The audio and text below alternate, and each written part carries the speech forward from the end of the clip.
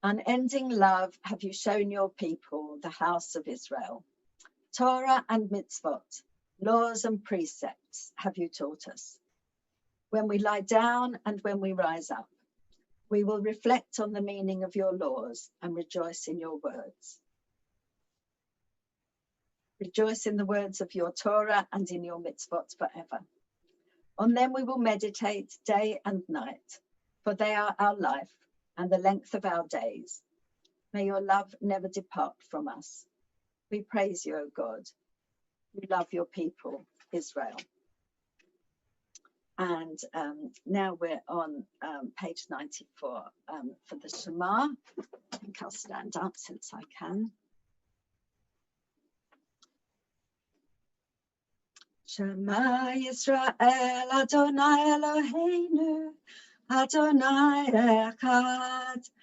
Shema Yisrael, Adonai Eloheinu, Adonai Echad.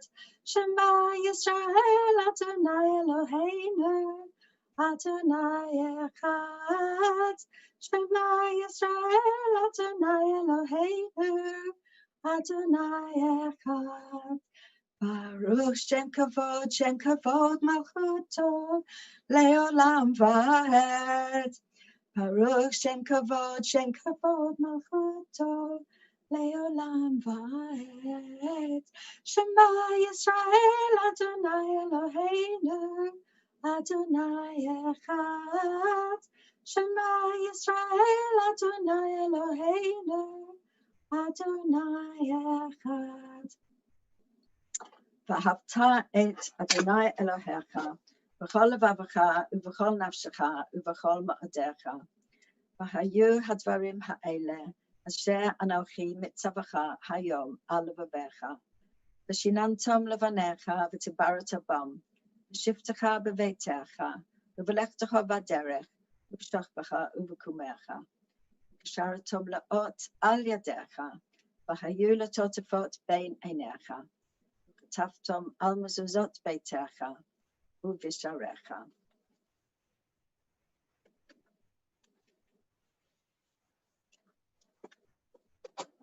למען תזכרו ועשיתם את כל מצוותיי, והייתם קדושים לאלוהיכם.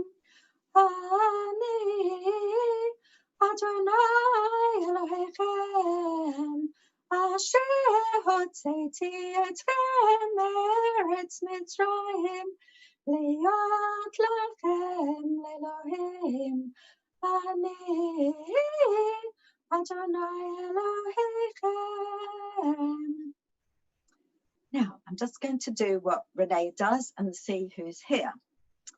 So, I can see and say Shabbat Shalom to people who are on Facebook. If you're on YouTube, Shabbat Shalom to you as well.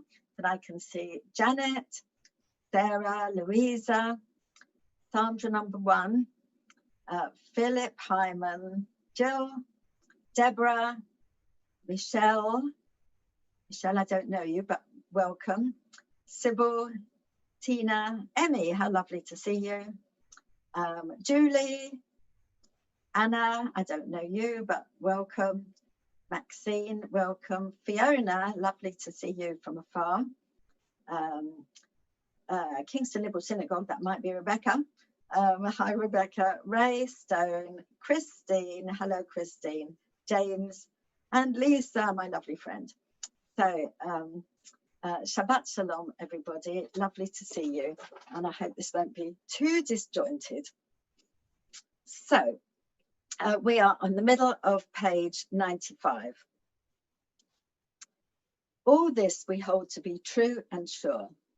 You alone, eternal one, are our God, and we are Israel, your people. You have freed us from oppressors and delivered us from tyrants.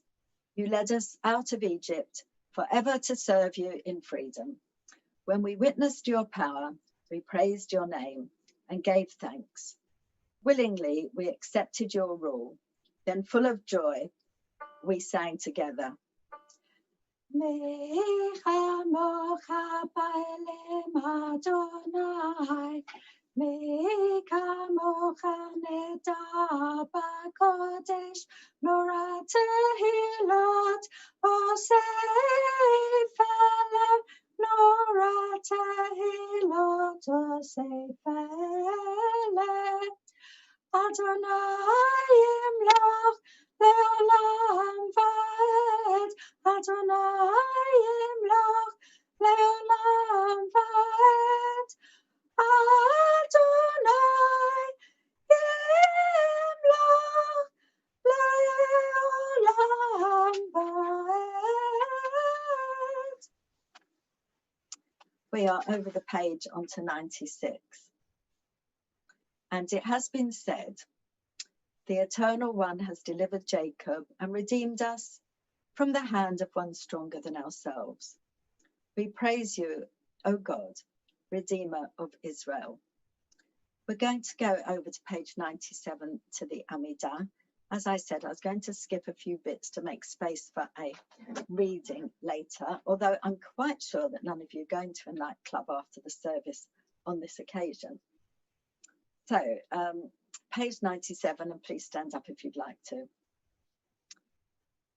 Adonai sefatai tiftachu v'yagid tehilatecha.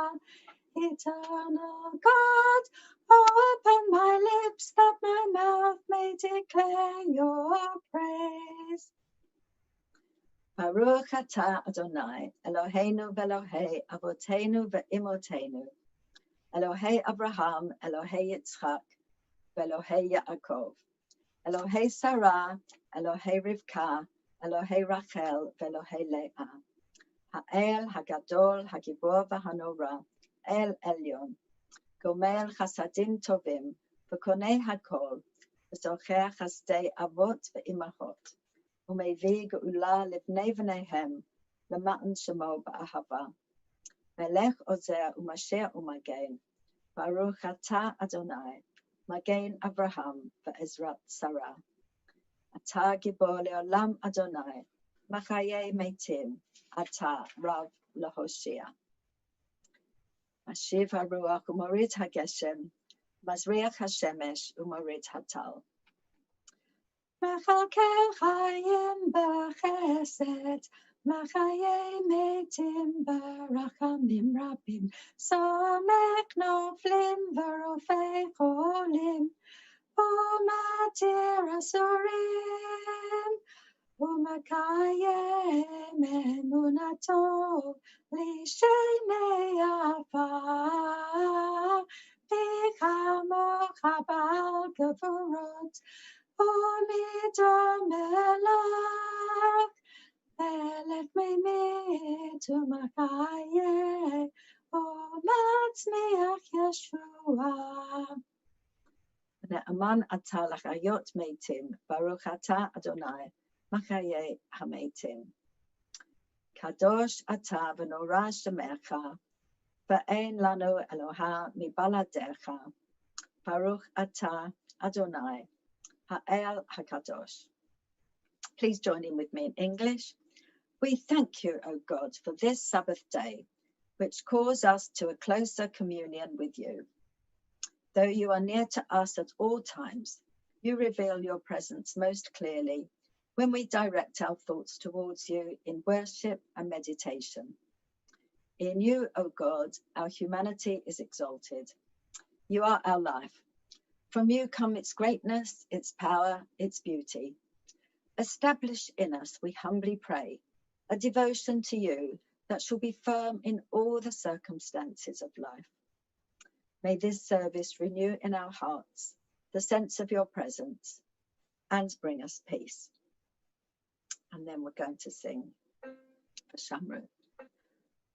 V'shamru b'nei Yisrael et ha-Shabbat, לעשות את השבת לדורותם, ברית עולם, ביני ובין בני ישראל, עוד oti leolam. Ki sheshet yamim asa Adonai et hashamayim ve'et haaretz vayom hashvi'i Shabbat, Shabbat, vayinafash, Shabbat, Shabbat, vayinafash. Let's turn over to page 100. Our God and God of our ancestors, may our rest on this day be pleasing in your sight. Sanctify us by your commandments and make us loyal to your teaching. Satisfy us with your goodness, gladden us with your salvation, and purify our hearts to serve you in truth.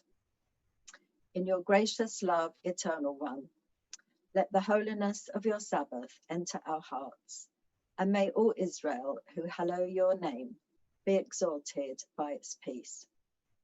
We praise you, O God, for the holiness of the Sabbath. Eternal God, be gracious to your people Israel, and in your prayers and in your love accept their prayers. May our worship now and always be acceptable in your sight. Baruch atah Adonai, she'otacha levadacha, v'yir'ah na'avod. We're going to go straight into some moments for silent prayer now, and just to think about what's going on in the world, what's going on in your life, and what we can do for Mitzvah Day coming up at the weekend and for the rest of the month to do good deeds.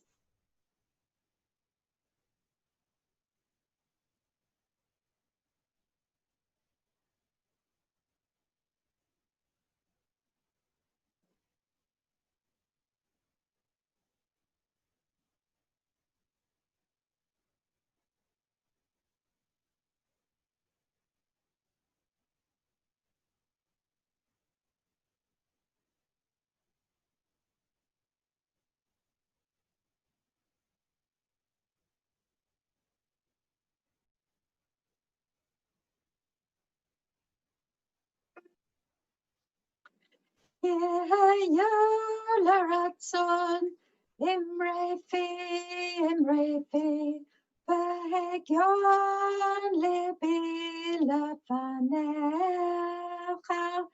Yehayu l'ratzon, imrefi,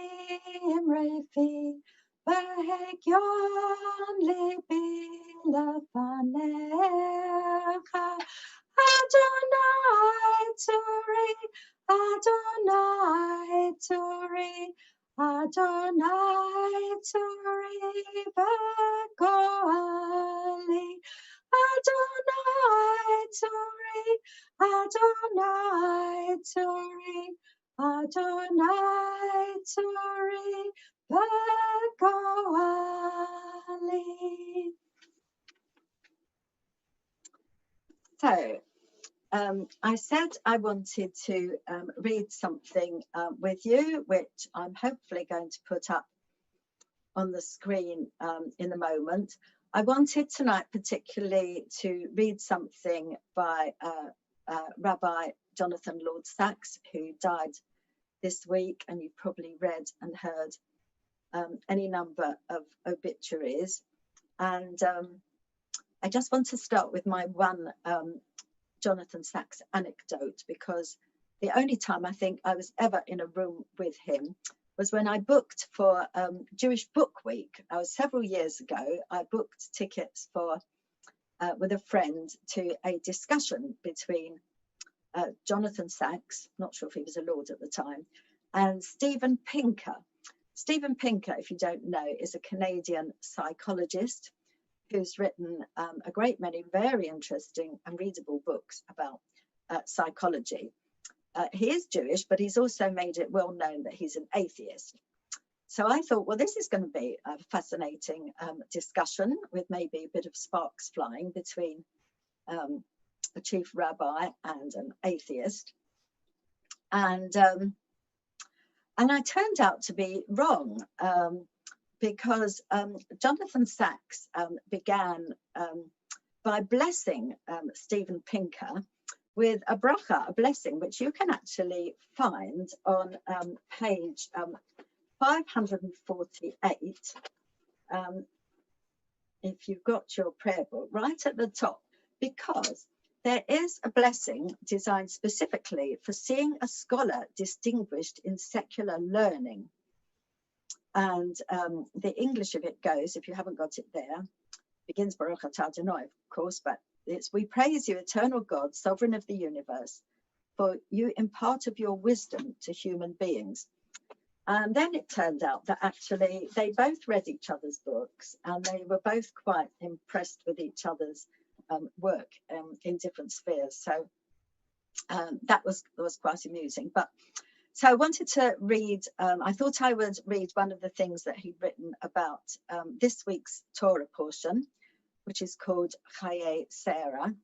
And I'm going to read from his writings for children and young people, because I find they're about my level. Most of the obituaries you'll have seen use phrases like towering intellect, which is very true, but the young people stuff is really accessible. And also, I guess this Torah portion does usually fall, as it has done this week, in the same week as the anniversary of Kristallnacht, when the Nazis burnt down shores all over Germany. So I think, not surprisingly, he's brought that into the reading. So I'm kind of hoping that this is going to appear on your screen in a moment, because there is a bit of a time lag. It says I'm sharing my screen. Let's close that, let's close that, let's close that. And hopefully what you're seeing is a document. But if you're not, I'm going to read it anyway. Not appearing on the screen, is it? Oh, yes, it is. I think it might be. I might need to make it a bit bigger.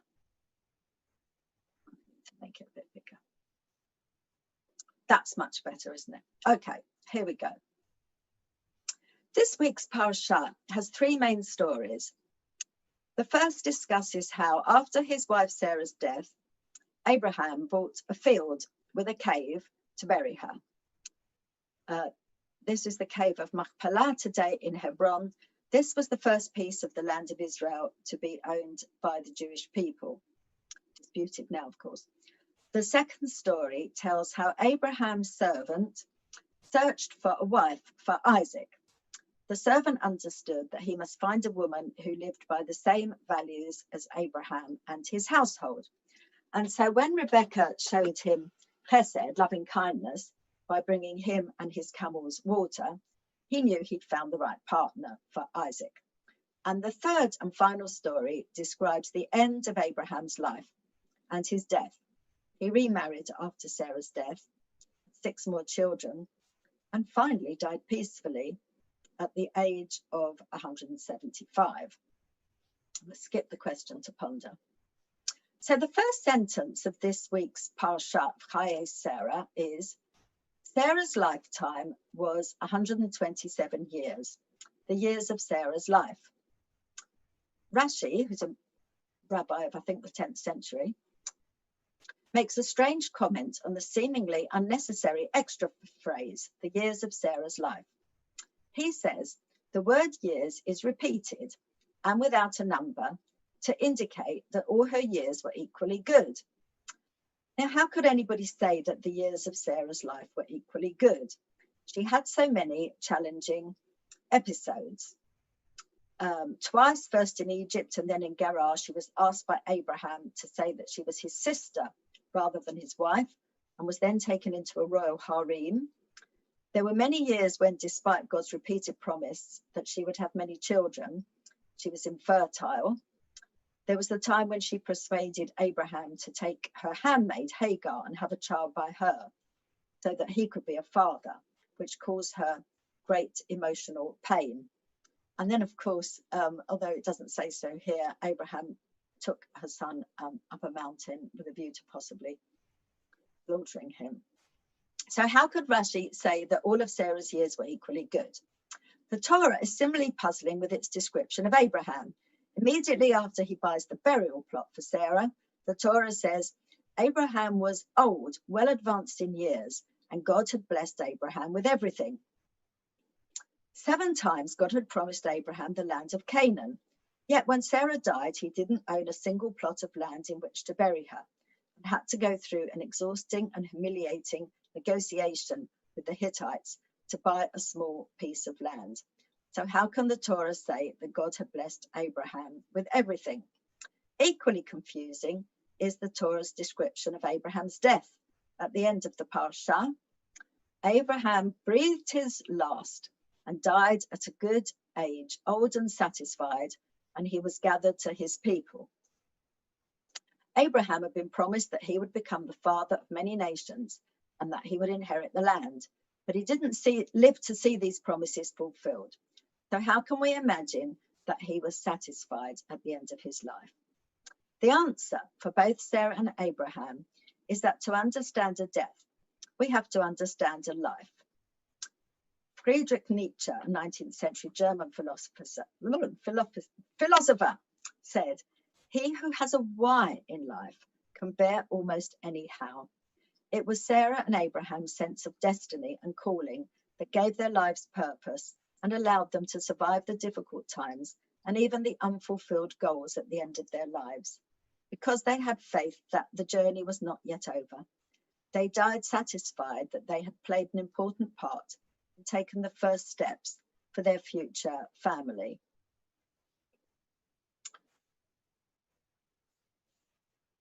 Now, we move on to the Holocaust. Viktor Frankl was born in Vienna in 1905, and Nazis deported him with the rest of his family to the concentration camp at Theresienstadt. He spent the next 3 years in extermination camps. He and one sister were the only members of the family to survive. It was during his time as a prisoner that he made the discovery which later became his life's work. Already a distinguished neurologist, he survived by constantly analysing what was happening to himself and others, as if he and they were taking part in an experiment. The Nazis took everything away from their prisoners. All their possessions, clothes, shoes, hair, even their names. They seized Frankl's most precious possession, a scientific manuscript containing his life's research. They had erased his entire life. Frankl realized at that point that there is one freedom that can never be taken away, the personal choice of how to respond. 2 of his fellow inmates were contemplating suicide. By talking with them, he was able to get each to see that they had something still to live for. One had published a series of books on geography, but the series wasn't complete. The other had a daughter abroad who loved him devotedly and longed to see him again. In both cases, what was essential was the realization that there was something more to be done that could be done by no one else. This knowledge gave meaning to life. By helping his fellow prisoners to find a reason to continue to live, he gave them and himself the strength to survive. And then he moves on to another Holocaust story. In a moment. Abraham and Sarah are among the supreme historical examples of what it is to have a why in life. The entire course of their lives comes as a response to a call, a divine voice that told them to leave their home and family, set out for an unknown destination, go to live in a land where they would be strangers, abandon every conventional form of security, and have the faith to believe that by living by the standards of righteousness and justice, they will be taking the first step to establishing a family, a nation, a land, a faith, and a way of life that would become a blessing to all humankind. We do not know what Abraham or Isaac felt as they walked towards Mount Moriah. We do not know what Sarah felt when she entered those harems. We hardly know what any of the Torah's characters felt, which is why the two statements about Abraham, that God blessed him with everything and that he ended his life old and satisfied, are so important, because they tell us what he feels. And when Rashi says that all of Sarah's years were equally good, he is attributing to her what the biblical text attributes to Abraham, namely a serenity in the face of death that came from a profound tranquility in the face of life. Abraham knew that everything that happened to him, even the bad things, were part of the journey on which God had sent him and Sarah, and he had the faith to walk through the valley of the shadow of death, fearing no evil, knowing that God was with him. So then he goes on to talk about another Holocaust survivor, which I will just read this bit as well. In 2017, an unusual book became an international bestseller. One of the things that made it unusual was that its author was 90 years old, and this was her first book. Another was that she was both a survivor of Auschwitz and also of the Death March towards the end of the war, which in some respects was even more brutal than the camp itself. I'm sure some of you have read this. The book was called The Choice. Its author was Edith Eger. Together with her father, mother, and sister, they arrived in Auschwitz in May 1944. Her parents were murdered on that first day. A woman pointed towards a smoking chimney and told Edith that she had better start talking about her parents in the past tense. With astonishing courage and strength of will, she and Magda survived the camp and the march. When American soldiers eventually lifted her from a heap of bodies in an Austrian forest, she had typhoid fever, pneumonia, pleurisy, and a broken back. After a year when her body had healed, she married and became a mother. Healing of the mind took much longer and eventually became her vocation in the USA, where she went to live. I'm going to skip that paragraph and come here. Early on in the book, she makes an immensely important distinction between victimization, what happens to you, and victimhood, how you respond to what happens to you. This is what she says about the first. We are all likely to be victimized in some way in the course of our lives. At some point, we will suffer some kind of affliction or calamity or abuse caused by circumstances or people or institutions over which we have little or no control. This is life, and this is victimization. It comes from the outside. And this is what she says about the second. In contrast, victimhood comes from the inside. No one can make you a victim but you. We become victims not because of what happens to us, but when we choose to hold on to our victimization. We develop a victim's mind, a way of thinking and being that is rigid, blaming, pessimistic, stuck in the past, unforgiving, punitive, and without healthy limits or boundaries. We've learned this extraordinary mindset from Holocaust survivors like Edith Eger and Viktor Frankl. But in truth, it was there from the very beginning, from Abraham and Sarah, who survived whatever fate threw at them, however much it seemed to derail their mission. And despite everything, they found serenity at the end of their lives. Scroll down a little bit. I believe that faith helps us to find the why that allows us to bear almost any how. The serenity of Sarah's and Abraham's death was eternal testimony to how they lived. And just the last little bit of this I'm going to read is a quotation which I'm sure you all know here. The document called The Ethics of the Fathers says, Lo alecha hamlacha likmor, v'lo ata ven chorin lehibatel mimena. It's not your duty to finish the work, but neither are you at liberty to neglect it. Sometimes the most rewarding and important tasks are too big to be completed by one person or in one lifetime. Faith that you are contributing something worthwhile to the final goal should be enough to provide satisfaction. I'm sorry that was long, but I hope you found it. I hope you found it interesting. And so we're going to be moving on to our final prayers, which begin on page 521. I'm just going to turn my pages here.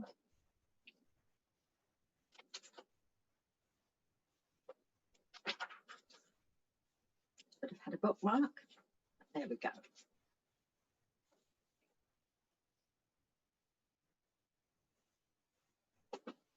Got my book back here where I can see it. So you're welcome to stand or to sit as you like.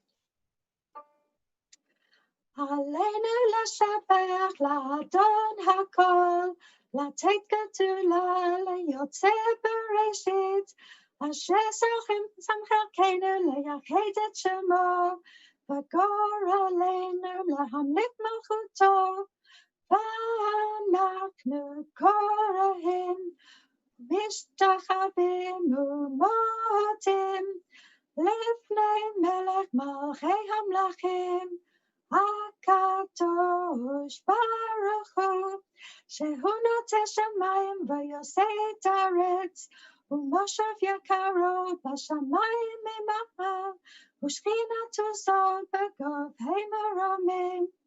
הוא אלוהינו עינות, אמת מלכנו אפס עולתו, ככתוב בתורתו, ידעת היום והשבות אל לבבך, כי אדוני הוא האלוהים בשמיים ממעל, ועל הארץ מתחת עינות, ועל הארץ מתחת עינות, עינות, עינות,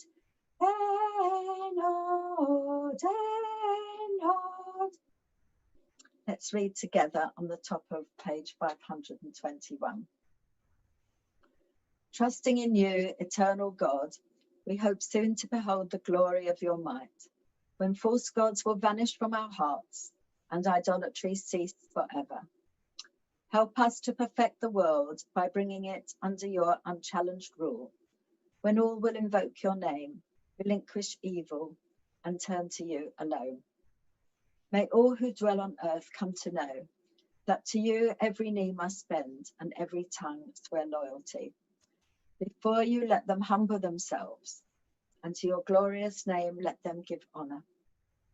Let all submit to your sovereign rule. May that time come soon and last forever. For ultimate sovereignty is yours, and to all eternity you will reign in glory. As it is written, the Eternal One shall reign forever. Adonai Yimloch, Le'olam Va'ed. And it has been said, the Eternal God shall rule over all the earth. On that day, the Eternal God shall be one, and known to be one. So now, before the Kaddish, I'm just going to see if there's any messages. Some people liked the reading. Good.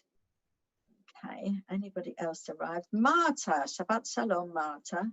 Jason, Shabbat Shalom. Andre, Shabbat Shalom.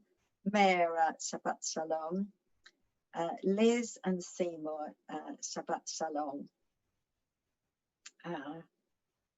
Great. Okay. So,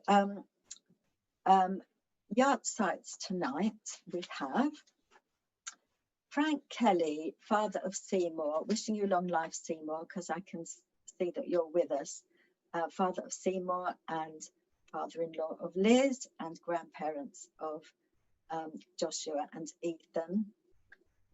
Abraham de Wolf, grandfather of Nora, Zimmerman. I can't see Nora here tonight, but if you're here on YouTube, Nora, we wish you a long life. And Charles Warren, father of Tammy Rich. Are there any other names that anybody wanted to mention? Should have asked that before, but I can't see any, but we will pick them up if there are. In the meantime, we are on page 523. Life is finite. Like a candle, it burns, it glows. It is radiant with warmth and beauty. Then it fades. Its substance is consumed, and it is no more. Yet we do not despair, for we know that we are more than a flickering flame. With our lives, we give life. Something of us can never die. We move in the eternal cycle of darkness and light, of death and life. As in our hearts we name our loved ones, we pray that the divine presence will comfort us and all who mourn. So I'm going to stand up and read the Kaddish. Yet kadal v'yet kadash shemei rabbah, v'alma divrach yiratei v'yamlich malchutei, v'chayechon v'yomechon, v'chayei dechol beit Yisrael, b'gala v'zman karev v'imru amen. Yehei shemei rabbah mevarach le'olam omei almaya. Yibarach v'yishtabach v'yitpa'ah v'yitramam v'yitnaseh, v'yithadar v'yitaleh v'yitalal shemei tekudashah b'rechu. La'elo min kol birchata v'shirata, tushbachata v'nechamata, tamiram b'alma v'imru amen. Yehei shlema rabba min shemaya, v'chayim aleinu v'al kol Yisrael v'imru amen. V'sei shalom b'mrumav, hu ya'aseh shalom, aleinu v'al kol Yisrael, v'al kol b'nei adam, v'imru amen. Now, I don't think I'm required. I don't think I'm required to make any announcements because Craig does the super duper bulletin and Rebecca does the super duper social media. So hopefully you all know everything that's going on. So before we do Kiddush, for the final song, I'm going to try technology, which always makes me nervous, but I will try technology. And here we go.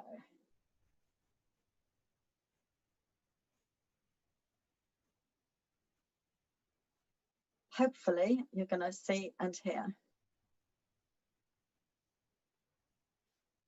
And this is Adon Olam, and you can sing along with me. Adon Olam Hashem Alach Hayam Bye Bye B'Terem Kol Yatzir Yivra Hayam Bye Bye Leid Nasa V'Chifso Kol Hayam Bye Bye Azai Melech Shemo Nikra Hayam Bye Bye Adon Olam Hashem Alai, B'Terem Kol Yatzir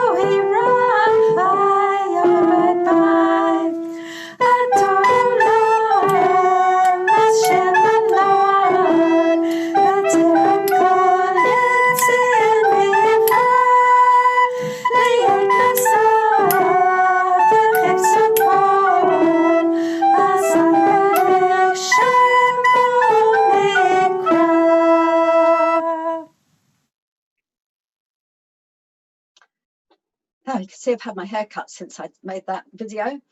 And once we're out of lockdown, I won't have to impose it on you anymore. So now it's time for Kiddush. So if you have a glass of wine, let's go for it. Baruch atah Adonai Eloheinu melech haolam borei peri hagafen.